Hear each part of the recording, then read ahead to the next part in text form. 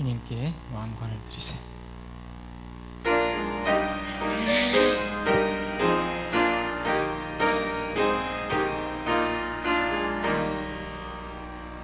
왕관을 드리세 어린 양 주님께 저 하늘 기쁜 노래가 온 땅에 울리네.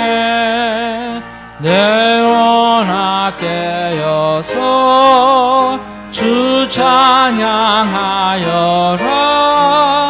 널 위해 죽임 당하신 전능한 왕일세.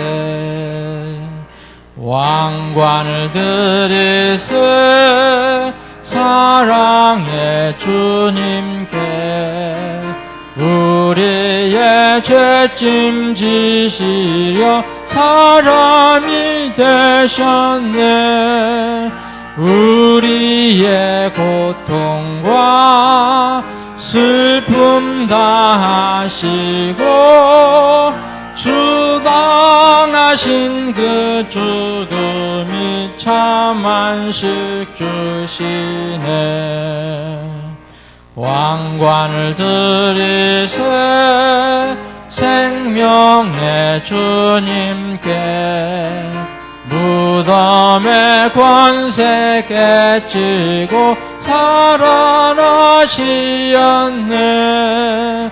영생을 주시려 죽임 당하시고 사망을 이기신 주님 다시 사셨도다. 왕관을 드리세 하늘의 주님께 그 손과 발에 못자국 아직 남아있네.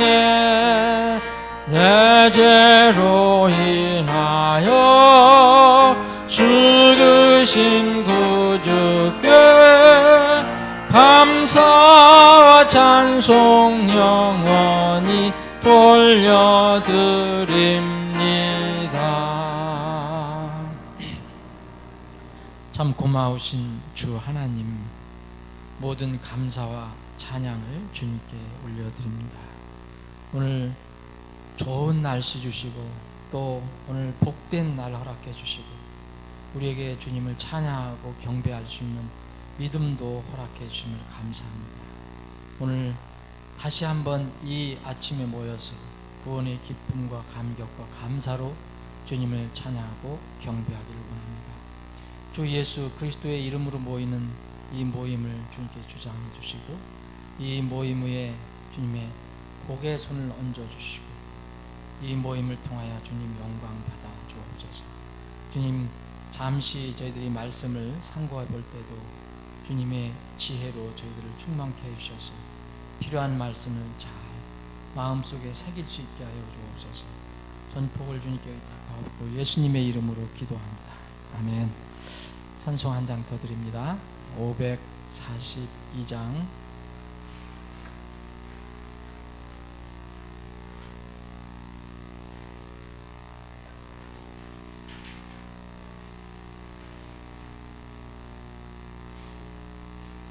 주의 사랑 비칠 때의 기쁨 오네.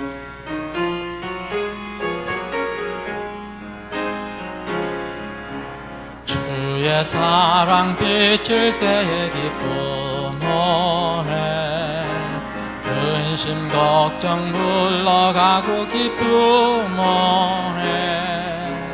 기도하게 하시며 희미한 것 물리쳐 주의 사랑 비출 때 기쁨 오네. 그 큰 사랑 내 마음속에 가득하게 비칠 때에 찬송하네. 그 큰 사랑 내 마음속에 화평함과 기쁨 주네. 그 큰 사랑 주의 사랑 비칠 때에 이 세상을 아름답고 활기차게 다 변하네. 화평 중에 내 영혼 영광스런 새 생명 다시 찾게 되었네. 그 큰 사랑, 그 큰 사랑 내 마음속에 가득하게 비칠 때에 찬송하네. 그 큰 사랑 내 마음속에 화평함과 기쁨 주네. 그 큰 사랑, 주의 사랑 비칠 때에 그 감상을 어둠 슬픔 중 안짐이 다 없겠네. 우리들의 가는 길 밝게 비춰주시며 복을 받게 하시네. 그 큰 사랑, 그 큰 사랑 내 마음속에 가득하게 비칠 때에 찬송하네. 그 큰 사랑 내 마음속에 화평함과 기쁨 주네. 그 큰 사랑, 주의 사랑 비칠 때에 그 광채가 찬란하게 우리 둘러 비치겠네. 세상 모두 이기고 천국 생활할 때도 주의 사랑 비치네. 그 큰 사랑, 그 큰 사랑 내 마음속에 가득하게 비칠 때에 찬송하네. 그 큰 사랑 내 마음속에 화평함과 기쁨 주네. 그 큰 사랑. 아멘.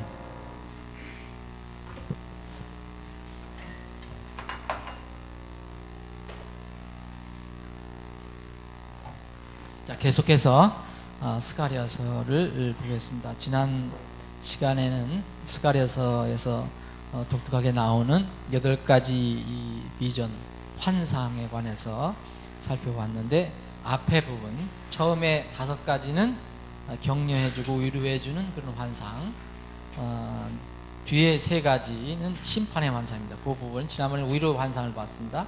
이제 뒤에 심판의 환상을 보겠습니다. 6번째 그 환상은 6번째, 7번째, 8번째 3가지 환상은 심판에 관한 환상인데, 5장부터 보시면 이 날아가는 두루마리 환상이 나옵니다. 날아가는 두루마리, 이 날아가는 두루마리는 무엇을 의미하느냐? 이 스가랴서는 말씀드린 것처럼 이게 환상이 어떤 면을 보면 복잡한 것처럼 보입니다. 환상이 많이 나오고 그냥 이렇게 간단하게 이렇게 읽어서는 그때 당시에는 많이 이해를 했겠지만 지금은 이해하는 게 쉽지 않을 것입니다. 그래서 좀 많이 깊이 이렇게 생각을 해봐야 합니다. 날아가는 두루마리 환상은 그 악인을 심판하기 위해서 하나님께서 이제 사용하실 그 하나님의 의로운 기준이 됩니다. 이 두루마리가. 그래서 지금 3가지 살펴보는 것은 심판에 관한 거거든요. 자, 한번 거기 한번 좀 읽어보겠습니다. 그때 내가 돌아서서 눈을 들어본즉 날아가는 두루마리가 보이더라. 그가 내게 이르되 네가 무엇을 보느냐 하기에 내가 대답하되 날아가는 두루마리를 내가 보는데 그것의 길이가 20규빗이요 그것의 너비가 10규빗이니이다 하매 5장 3절입니다. 그때 그가 내게 이르되 이것은 온 지면 위로 날아가는 저주니. 그러니까 날아가는 두루마리가 저주, 심판, 화라는 얘기입니다. 화. 도둑질하는 자마다 그 저주대로 이쪽에서 끊어지며 맹세하는 자마다 저주대로 저쪽에서 끊어지리라. 지금 두루마리는 분명히 하나님의 저주, 심판과 관련되는데, 이 출애굽기에 보면은 하나님께서 이스라엘 백성에게 모세를 통해서 돌판을 주셨는데요, 양판에다가 주셨습니다. 푸파만만 주신 게 아니고 양판에. 근데 여기 두루마리도 양면에 글이 있다 그래서 이쪽에도 있고 저쪽에도 있고, 그래서 한쪽에는 이제 이 도둑질에 관한 얘기를 했고, 또 다른 면에서는 하나님의 이름을 이렇게 헛되이 취하는, 맹세하는 자를 그걸 말한다 보는데, 그래서 십계명에도 보면은 이 도적질에 관한 것도 나오고 하나님의 이름 헛되이 취하는 게 나오잖아요. 그러니까 하나님에 관련된 것의 세 번째 계명이 바로 하나님의 이름 헛되이 취하는 것, 또 도적질도 여덟 번째 나오는데, 이런 이 두루마리 심판도 바로 양쪽에 다 이런 것이 기록이 되어 있다고 이야기하고 있습니다. 이 두루마리는 여기 설명한 것처럼 우리가 다 이해를 못하더라도 이것은 온 지면으로 나아가는 저주라고 얘기했습니다. 그래서 여기 4절 보면 만군의 주가 말하노라, 내가 그 저주를 내놓으리니 그것이 도둑의 집에도 들어가고 내 이름을 두고 거짓 맹세하는 자의 집에도 들어가서 그의 집 한가운데 머무르며 그 집의 목재와 돌과 아울러 그 집을 소멸시키리라. 그래서 많은 죄 중에서 두 가지를 얘기했는데, 하나는 도둑질하는 거, 이건 사랑과의 관련을 얘기하는 거죠. 사랑과의 관련된 죄. 그리고 하나는 내 이름을 두고 그랬으니까 하나님의 이름을 두고 거짓 맹세하는 것, 하나님의 이름을 헛되이 취하는 사람. 이렇게 십계명에 보면 두 가지가 해당이 됩니다. 앞에는 하나님에 관련된 것, 뒤에는 사람의 아니고, 사람의 앞에 걸 취한다면 뒤에 하나님 것. 그래서 대표적인 것을 이제 여기서는 도둑질, 사람과의 관계, 죄, 그리고 하나님과의 관계는 하나님을 헛되이 취하는 것. 그래서 양판에 옛날에 이스라엘 백성이 모세를 통해서 받은 그 돌 계명에는 양판이 있었는데, 여기도 두루마리가 있는데 양쪽에 이면에도 있고 전면에도 있다. 날아가는 두루마리는 앞으로 하나님께서 악인을 심판하기 위해서, 죄인들을 심판하기 위해서 그 개인 죄를 심판하는 내용을 담고 있고요. 5장 5절부터 11절까지는 이 에바 속의 두 여인에 관해서 나옵니다. 두 여인의 환상이 나오거든요. 5절부터 11절까지 보면 여기에 6절에 날아가는 것이 에반이라 그랬더니요. 날아가는 게 뭐냐 그랬더니 근데 그 에바 속에 뭐가 있냐면 7절에 보면 에바의 한가운데 앉아 있는 여인이라. 그래서 9절에 보면 두 여인이 나옵니다. 두 여인. 그래서 에바 속에 두 여인인데, 이 두 여인이 무엇일까? 이게 심판이잖아요. 이게 또 심판이거든요. 1차 이스라엘 민족에 대한 심판이에요. 근데 인족적인 죄가 심판을 받을 것이라는 것을 얘기하는데, 그러면은 이 두 여인, 4장에는 4장 14절에는 두 사람이 나오는데 14절에는 두 사람이 나오죠. 기름 받은 두 사람. 근데 이 두 여인은 이 분명히 심판과 관련된 거라 그랬습니다. 제가 한번 7절부터 읽고, 또 보라 납 1달란트가 들렸는데 이것은 그 에바의 한가운데 앉아있는 여인이라. 또 그가 이르되 이것은 사악함이라 하고 그것을 에바의 한가운데 던져놓고 그 납덩어리는 에바의 아귀에 던지더라. 그때 내가 눈을 들어본즉 보라 두 여인이 거기서 나오며 그들의 날개에 바람이 있더니 황새의 날개 같은 날개가 그들에게 있더라. 그들이 에바를 땅과 하늘 사이에 들어올리기에 그때 내가 나와 말하던 천사에게 이들이 에바를 어디로 나르니까 하니 그가 내게 이르되 그것을 위해 신할 땅에 집을 지어 주려 하느니라. 그것이 굳게 세워지고 거기서 자기 터 위에 놓이리라 하더라. 우리가 이제 이해하기 참 쉬운 건 아닌데, 분명히 이스라엘 백성에 대한 심판을 얘기하는데 이 두 여인이 나와요. 때는 위로의 환상이 나왔지만 지금 우리가 살펴보는 것은 세 가지 다 심판과 저주와 화와 관련되는데, 이건 에바석의 두 여인은 뭐냐? 많은 학자들은 이렇게 얘기합니다. 이스라엘이 남과 북으로 갈라졌어요. 북왕국 이스라엘, 남왕국 유다. 그러면 북왕국이 멸망되고 난 뒤에 남왕국이 멸망됐어요. 북왕국을 멸망시킨 민족이 있어요. 주의 민족이 있어요. 그리고 남왕국을 멸망시킨 주의 이스라엘 주의 민족이 있습니다. 북왕국은 아시리아죠. 남왕국은 바빌론이야. 그래서 이게 여인은 대부분 그렇습니다. 그 긍정적인 면도 나오지만 대부분 성경에서는 또 이렇게 나올 때는 부정적으로 나옵니다. 부정적인 의미로. 그 두 여인이라는 것은 사악함과 관련됐는데, 이 두 여인은 이스라엘을 이제 굉장히 타락시키고 어렵게 했던 그 죄를 불법을 날라다준 인물로 묘사를 하고 있거든요. 그럼 이스라엘을 타락시킨 이 민족이 뭐냐? 북왕국은 아시리아, 남왕국은 바빌론. 그래서 이 아시리아는 북왕국 이스라엘, 바빌론은 남왕국 유다에다가 물론 멸망을 시킨 장본 국가지만 또 우상 숭배를 많이 날라다준 나라입니다. 각종 불법 죄를 받아준 그런 나라로 인정이 되고 있습니다. 그래서 에바속의 두 여인은 아시리아, 바빌론이라는 그런 국가라는 것을 많은 학자들이 이야기하고 있습니다. 그 6장에는 네 병거가 나오는데, 이렇게 모든 민족에게 이러한 이제 심판이 병거를 통해서 이루어질 것이라는 것을 이야기합니다. 6장 뒤에 부분은 여호수아가 관을 쓰는 것이 나오고, 또 7장은 금식의 문제가 나옵니다. 금식에 대해서 얘기할 때 금식을 계속 이렇게 해야 됩니까? 5월에 여기 3절에 보면, 7장 3절에 보면 우리가 이렇게 여러 동안 행한 대로 내 자신을 분리시키며 5월에 울어야 하리까? 이렇게 묻습니다. 그거에 대한 질문에 대한 스가랴를 통한 메시지가 이제 4절서부터 이 끝절 14절까지, 그리고 연결해서 8장까지 연결해서 나옵니다. 이 금식에 대한 질문을 했을 때 주님의 답변입니다. 7장 4절서부터.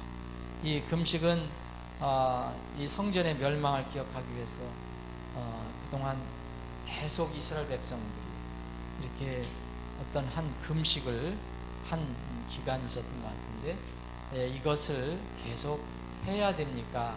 라고 물었을 때 하나님께서는 그의 답변을 하십니다. 7장 4절부터 7절까지는 주님이 책망하시는 거죠. 너희들이 형식적으로는 금식하지만 내용이 없다.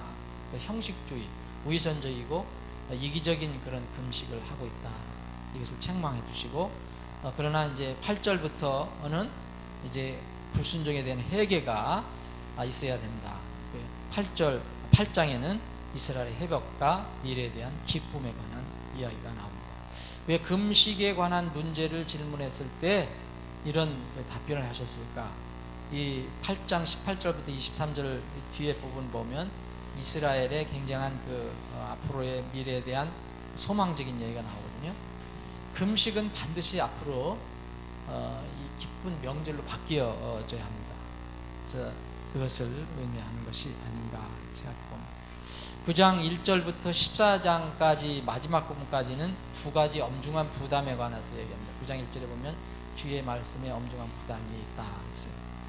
두 가지 부담이 있는데, 자, 9장 1절부터 11장 17절까지 9장, 10장, 11장은 세 장은 메시아에 관한 이 배언인데, 예수님에 대한 메시아에 대한 초림 그리고 거절당하심이 거기에 나옵니다. 이게 오래전에 예수님 오시기 전에 오래전에 이렇게 대언을 한 거기 때문에 이 신약에서처럼 아주 명확하게 이렇게 나오지 않지만 분명히 대언이 들어가 있습니다. 그래서 메시아의 초림에 관한 내용이 나오고요. 그리고 거절당하심이 나오죠. 그 9장 9절에 보면 이거 그대로 이제 실천이 이루어진 거 아닙니까? 왕이 임하신다는 거. 그리고 실제적으로 나귀를 타시고 이제 입성하시는 그런 것까지 다 대언이 되어 있고요. 그 다음에 12장 1절부터 14장 12, 13, 14장은 실제로 이제 초림하셨던 예수님이 거절당하셨어요. 그 다음에 이제 메시아에서 거절당하셨던 메시아가 다시 재림하는 내용이 대언이 되어 있습니다. 그때 이제 이스라엘이 구출받을 것이고 메시아가 통치를 할 것이다, 그런 이야기가 나옵니다. 그 12장을 보시면 이 지난주에도 말씀드렸지만 스가랴는 그 종말에 관해서 공부할 때는 반드시 읽어야 할 그 책이고, 다니엘과 함께 구약에서는 그 구약의 묵시록이라고, 계시록이라고 일컫는 그런 책입니다. 이제 에스겔서도 굉장히 중요한 내용이 많이 들어있지만 스가랴서를 만약 공부하지 않으면, 종말에 관해서 공부를 하지 않으면 엉뚱한 그 결론을 내릴 수가 있습니다. 많은 이단과 사이비들이 예수님 일방적으로 그 민족주의, 우리도 다 민족주의를 가지고 있거든요. 민족주의 개념으로 성경을 해석하기 때문에, 종말론을 해석하기 때문에 전부 자기 나라, 자기 중심적으로 예수님을 해석을 해요. 그래서 우리나라에 있는 이단 사이비들도, 이단 사이비가 거의 80%, 90%는 다 종말에 관련된 거예요. 이제 이 이단들 대부분 보면 여기 그 장막성전 하는 그 사람들 보면 지금도 여전히 여기 이제 청계산 쪽에 예수님 오신다고 믿는 거예요. 거기에 임한다. 예수님 이제 벌써 그 사람이 이제 고해서 성령이라고 얘기하지만, 그 외 군소 이렇게 종말론 이단 사이들 보면 대부분 뭐 계룡산에 임한다, 뭐 저기 태백산에 임한다, 뭐 여기 저 청계산에 임한다, 전부 이게 우리 중심적으로 해서. 근데 스가랴서를 읽어보면 그렇지 않거든요. 스가랴서를 보면, 스가랴서는 분명히 이거를 영적으로 우화적으로 풀어낸 사람들에게는 어쩔 수 없지만, 이게 1차 문자적으로 믿는 사람에게는 예수님이 절대 청계산을 들어오고 계룡산을 들어오시지도 않고 수백산을 들어오시지 않는다는 거죠. 수백산을 오시는 데가 있어요. 이게 그래서 스가랴서가 이게 종말론을 공부할 때는 꼭 필요한 것이다. 12장은 종말론 중에서 이제 스가랴서를 통해서 예수님의 재림에 관해서 대언하신 거거든요. 그 마지막 때에 이제 지금 세계가 정말 여러 가지 복잡하게 예측 상태로 막 바뀌고 그러는데, 12장은 이런 얘기를 합니다. 12장 1절 2절 제가 한번 읽겠습니다. 이스라엘을 위한 주의 말씀이 엄중한 부담이라. 주 곧 하늘들을 펼치고 땅에 기초를 놓으며 사람 속에 사람의 영을 짓는 이가 말하노라. 보라, 내가 예루살렘으로 하여금 사방 모든 백성에게 사람을 떨게 만드는 잔이 되게 하리니, 그때는 곧 그들이 유다와 예루살렘을 치려고 애워싸는 때라. 그 날에 내가 예루살렘 하여금 모든 백성에게 무거운 돌이 되게 하리니, 비록 땅의 모든 백성이 그것을 치려고 함께 모일지라도 그 돌로 짐을 진 자는 다 산산조각 끊어지리라. 아직도 이 대언이 역사적으로는 이루어지지 않았거든요. 그러면 이것을 문자적으로 우리가 믿는다면 이것은 여기까지 이루어진 적이 없습니다. 모든 민족들이 연합군 형식으로 해서 이 예루살렘을 치는 것. 옛날에도 물론 소규모적으로는 했습니다. 소규모적으로는 이 모슬렘들이 예루살렘을 점령도 하고 여러 가지 있었지만, 전 세계적으로 연합군 형식으로 해서 이스라엘 공격하고 예루살렘을 공격하는 것은 여전히 미래형입니다. 근데 그때 치려고, 유다와 예루살렘을 치려고 에워쌀 때 절대 못 이긴다는 거죠. 그 연합군이, 세계 민족들이. 왜냐하면 하나님께서 이때 그 예루살렘을 둘러싸고 있는 모든 민족에게 이 예루살렘으로 하여금 뭐라 만드냐, 그 사람들을, 민족들을 두렵게 하는 그런 잔으로 만들겠다. 사람을 떨게 하는 그런 잔이 되게 하리니 그랬습니다. 그리고 또 하나는 무거운 돌이 되게 하겠다.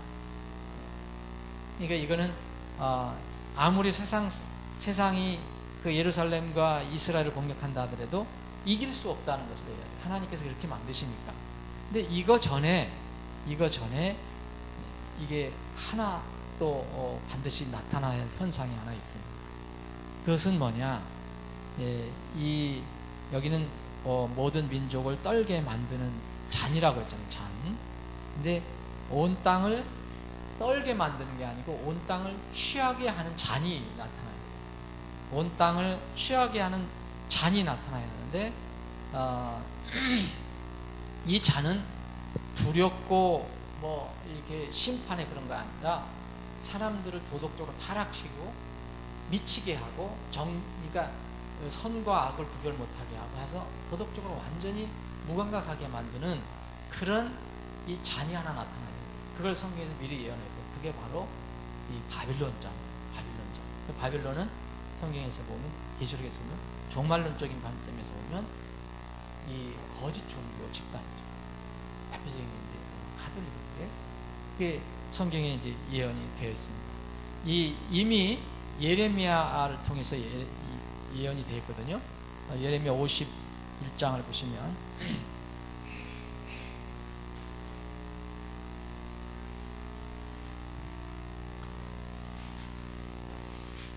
자, 이스라엘과 유다가 정말 하나님의 속을 많이 썩이고 그렇지만 일단 하나님께 처음에 택하셨기 때문에 남은 자들은 살아남는 거예요. 다 죽지 않습니다. 다 심판받지 않습니다.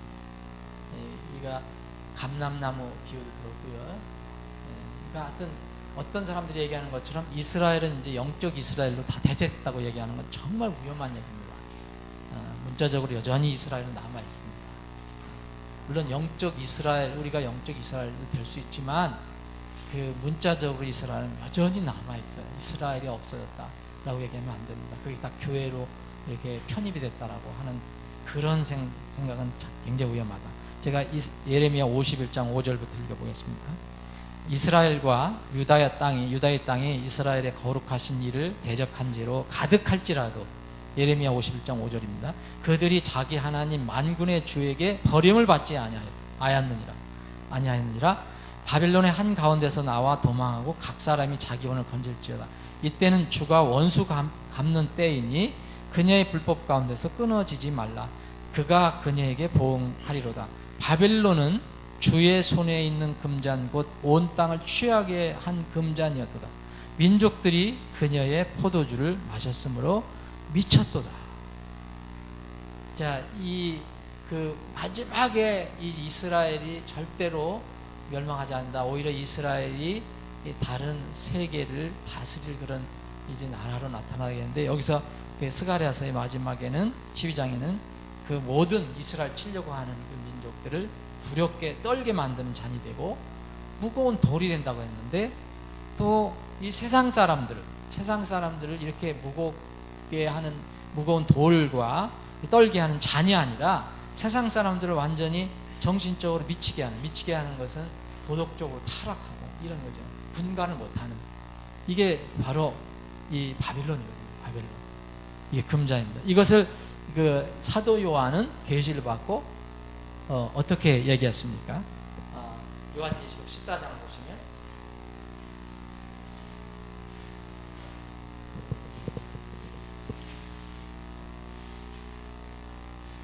요한계시록 14장을 보시면 8절에 보면 또 다른 전사가 뒤따르며 이르되 저 큰 도시 바빌론이 무너졌다.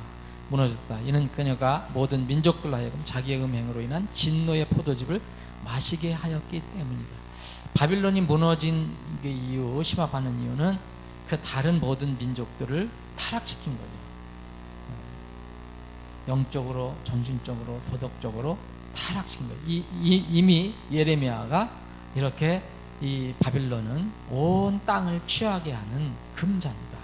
그래서 그녀의 포도주로 그거를 마시고 미쳤도다라고 얘기합니다. 이 실체가 바로 무엇이냐?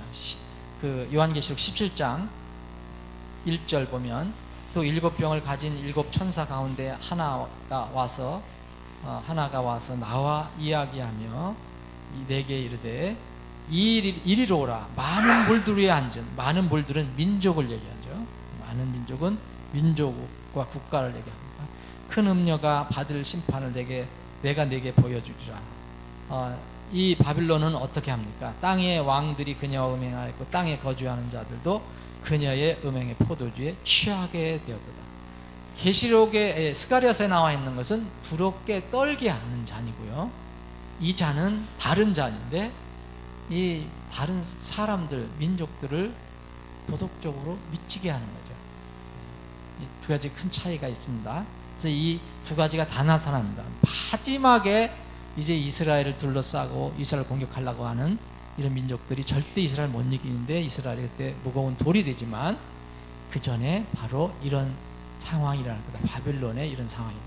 이게 지금 이 시대에 굉장히 흡사한 그런 시대가 아닌가.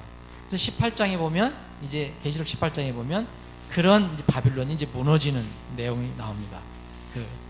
왜 여기 보면 바빌론은 무너지는 게 아니라 그 바빌론과 함께 이 바빌론과 함께 그 바빌론이 주었던 그 술을 먹고 취했던 모든 사람들에 관련된 게 다 나옵니다. 땅의 상인들, 뭐 땅의 왕들 다 나옵니다. 예. 그래서 우리가 이게 생각해 볼 것은 하나님의 계획은 우리가 다 이해를 하든 이해를 못하든 또 우리가 믿든 믿고 싶든 믿지 않고 싶든 하나님의 계획은 절대 그냥 끝나지 않습니다. 반드시 이루어집니다. 반드시 이루어집니다. 우리가 지금 거의 그게 목전에 있다는 거죠. 그 예루살렘을 멸망시키려고 모여드는 많은 민족들이 있을 것입니다. 세계가 하나가 되었고, 근데 결코 이스라엘을 이길 수가 없습니다. 왜냐, 하나님께서 이스라엘 자체를 민족들을 두렵게 하는, 떨게 하는 잔으로 만드실 것이기 때문에. 근데 요 전에 바로 이것과 함께 거의 동시적으로도 볼 수 있지만 이 사건은 먼저부터 일어납니다. 이 민족들을 취하게 하는 잔이 있다. 지금 이런 상황이 너무 이렇게 극심한 거로 봅니다. 깊어진 걸로 봅니다. 이 마지막 때가 될수록 이스라엘이 잘했든 못했든 간에 우리가 흔히 얘기하잖아요. 지금 뭐 팔레스타인에서 이스라엘이 어떤 게 무슨 너무 팔레스타인 사람들을 무자비하게 이렇게 다루었다든지 뭐 이런 얘기. 물론 그 잘못된 거지만 이런 것을 근거로 해서 이스라엘 자체를 무시하면 우리는 그 지혜가 아니라는 거죠. 그것은 하나님께서 나중에 판단하시고 평가하시는 것이고 이스라엘의 선악과 상관없이 그 예루살렘은 다른 나라들의 공격 목표가 될 것인데 우리는 이때 어떻게 생각해야 되느냐. 이스라엘에 대해서 다른 민족들과 같은 생각을 해서는 안 된다. 예루살렘이 분명히 이스라엘 마지막 때 무대의 중심지가 분명히 될 것입니다. 그러면 우리는 이 인간적인 그 논리라든지 세상의 어떤 그런 기준에 의해서는 이스라엘을 지지할 수 없는 상황으로 갈지라도 우리는 이것을 가지고 있거든요. 성경을 가지고 있거든요. 성경, 예언의 내용을 가지고 있기 때문에 하나님께서는 이스라엘을 그렇게 두시지 않는다고 했거든요. 우리는 어느 쪽에 이렇게 있어야 되는가를 여러분들 잘 한번 생각해 봐야 됩니다. 분명히 마지막 때 이 이스라엘은 이 세계의 무대가 중심 무대가 될 것입니다. 앞으로 점점 더 보십시오. 지금은 우리나라가 중심인 것 같지만 결국 이제 이스라엘의 중심으로 해서 모든 일이 이렇게 진행이 될 것입니다. 여기 12장에 보면 이 이스라엘을 이렇게 치려는 그 사람들이 민족이 나타나지만 12장 10절에 보면 하나님께서 그 이스라엘에게 이제 그 전권적으로 그들이 자기 조상들이 무시하고 찔렀던 그 예수님에 대한 바른 믿음을 갖게 회개하게 하고요. 그 13장에 보면 그 샘이 터진다 그랬잖아요. 회개의 샘이 열린다고 그랬어요. 하나님의 계획 가운데 있습니다. 자, 그러면은 이제 예수님이 직접 내려오시는데 어디에 내려오시느냐면 바로 유명한 스가랴서 14장 4절에 나옵니다. 이거를 보면 절대 이단들이 얘기하는 것을 믿을 수가 없죠. 14장 4절에 보면 다 12장, 13장, 14장이 종말에 관련된 건데 4장을 보면 그날에 그분의 발이 예루살렘 앞 동쪽에 있는 올리브산 위에 설 것이요 올리브산이 거기에 한가운데서 동쪽과 서쪽으로 갈라지므로 심히 큰 골짜기가 생길 것이며 그 산의 반은 북쪽으로 그 산의 반은 남쪽으로 이동한다. 이것을 우리가 영적으로 해석하는 사람들도 있지만 이것을 영적으로 해석하면은 주님께서 앞으로 어떻게 재림하실 것이냐 이거를 구체적으로 알 수가 없어요. 이것도 신약에서도 사도행전에 보면 예수님께서 승천하실 때 제자들이 그걸 보고 굉장히 넋을 놓고 있었잖아요. 그랬더니 천사가 뭐라 했습니까? 너희들이 본 그대로 다시 이곳에 오시라. 그러니까 이 분명한 것은 이겁니다. 예수님은 한국에 오시지 않습니다. 이스라엘로 오시는데 그렇다고 해서 우리가 모를 거 아니에요. 그때는 어떤 방법이든지 우리가 다 알게 된다. 저는 모르겠어요. 어떤 방법. 어떤 사람은 뭐 텔레비로 중계를 한다는 거 누가 중계할지 모르지만 다 알 수가 있다는 거죠. 분명히 이런 일이 앞으로 일어날 것입니다. 이 민족을 떨게 하는 잔 그리고 민족을 취하게 하는 잔이 있어요. 지금 취하게 하는 잔이 극성을 부르고 있다는 거죠. 이게 반드시 먼저 와야 됩니다. 그래야지 이 취하게 하는 잔을 먹고 이스라엘을 공격하게 됩니다. 이스라엘. 근데 이스라엘은 절대로 무너지지 않습니다. 하나님께서 지키십니다. 남은 자들은 절대 안 무너집니다. 이러한 마지막 때에 살고 있는 우리가 마지막에 관해서 좀 살펴보려면 스가랴서를 이게 좀 잘 공부를 해야 된다. 스가랴라는 말 자체가 뭐라고 말씀드렸습니까? 하나님께서 기억하신다. 마지막 때에 더 생각해야 될 것은 하나님께서 우리를 기억하시느냐. 기억하셔야 됩니다. 이 마지막 때에 하나님께서 주님께서 그랬습니다. 제일 중요한 건 지금은 내가 그걸 받았느니 저 사람이 받지 못했느니 우리가 복음을 전하느니 선교를 하느냐도 마지막 딱 이제 그날이 오면 이걸로밖에 결정이 안 나거든요. 성경에 보면 주님께서 우리를 기억하시느냐 곧 아느냐 모르느냐 성경에 나오잖아요.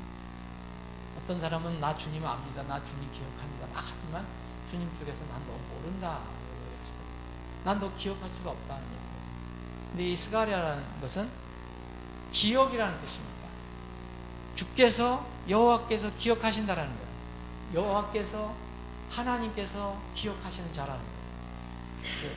이 마지막 때 종말에 관해서도 이 스가랴서는 얘기를 많이 하는데 이 종말에 정말 우리가 생각해 볼 것은 하나님께서 보실 때 나는 하나님으로부터 기억을 받을 수 있는 사람, 하나님께서 인정을 받을 수 있는 사람, 하나님께서 난 너를 안다라고 하는 사람인가. 이것이 마지막 때에 준비할 일이라고 생각합니다. 저는 그것이 선교고 전도입니다. 그것이 선교는 그냥 겉으로 요란하게 우리는 뭘 했느니 몇 명을 했느니 이게 아니고 정말 한 사람 한 사람 그 사람이 복음을 통해서 하나님으로부터 기억받게 하는, 하나님이 알게 하는, 주여 주여 주여 막 두드리고 하는데도 주님께서는 난 너를 모른다 그러잖아요. 난 너를 모른다. 모르는 것이 지금 모르는 게 아니고 처음부터 모른다. 불법을 행하는 자라 아들아 나에게서 떠나가라. 그렇죠. 아는 것은 뭐냐? 단순히 머리로 안다는 게 아니고 성경에서 안다는 것은 연합을 얘기합니다. 연합. 동거를 얘기하는 거예요. 결혼도 두 사람이 만나서 결혼하는 거 성경에는 안다라고 표현해요. 안다. 무슨 뜻인지 아시죠? 그게 우리 영적으로 말하면 주님을 그냥 내 머리로 지식적으로 하는 게 아니라 그분과 내가 하나가 되는 거예요. 내가 그 안에 있고 그분이 내 안에 있는 거죠. 그게 연합입니다. 연합은 반드시 지식만 가지고 되지 않고 가슴으로 받아들이는 거가 있어요. 이게 결혼이죠. 신랑과 신부의 관계. 결혼 생활도 이런 것을 알면은 정말 그 형식적으로 하는 게 아니고 얼마나 우리가 서로 사랑하고 이해해주고 하나가 돼야 됩니다. 정말 종말에 꼭 필요한 이 스가랴서를 많이 읽어보시기 바랍니다. 다음에 영혼의 양식 살펴보죠. 말라기 정도 한 두세 주 정도면 끝이 나는데 이것이 끝나면 이제 조금 포맷을 바꿔서 성경 공부를 하려고 합니다. 여러분 계속해서 열심히 참석해 주시기 바랍니다. 아버지 하나님, 오늘도 저희들에게 믿음을 주셔서 이렇게 모여 하나님의 말씀을 서로 나눌 수 있게 하시니 감사합니다. 주님, 우리가 스가랴서를 지금 공부하고 있는데 스가랴서는 특별히 마지막 때에 이스라엘에 관련된 것, 그리고 이스라엘을 둘러싸고 있는 민족들에 관한 대언이 기록이 되어 있습니다. 초림하신 예수님도 대언이 되어 있고, 또 다시 오실 재림하실 심판하실 주님의 그 모습도 기록이 되어 있습니다. 주님, 마지막 때에는 이스라엘이, 예루살렘이 모든 민족들을 떨게 하는 잔이 될 것이고, 또 그 민족들에게 무거운 돌이 될 것이라고 예언을 하셨습니다. 이 이전에 모든 민족들이 이제 취하게 할, 모든 민족들 취하게 할 잔이 있음을 또 주님께서 예언을 해주셨습니다. 지금 이 시대는 많은 사람들이 도덕적으로나 영적으로나 참으로 혼미한 그런 시대입니다. 주님, 취하게 하는 이 시대에 저희들이 정신을 차리고 말씀을 붙들고 바른 정신으로 바르게 세상을 바라볼 수 있도록 그러한 믿음을 저희들에게 허락해 주옵소서. 이 시간 이후로 진행될 모든 절차 주님의 이름으로 진행됩니다. 이 모임 모든 예배를 주관하시고 영광 받아 주옵소서. 거룩하신 예수님의 이름으로 기도합니다. 아멘.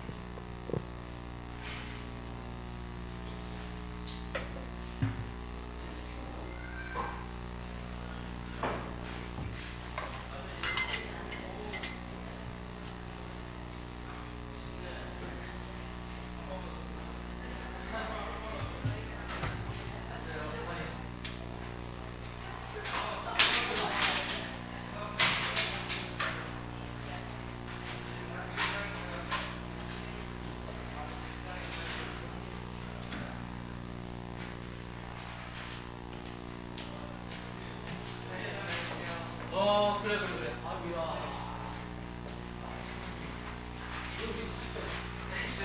미국 가면 살찌 좀.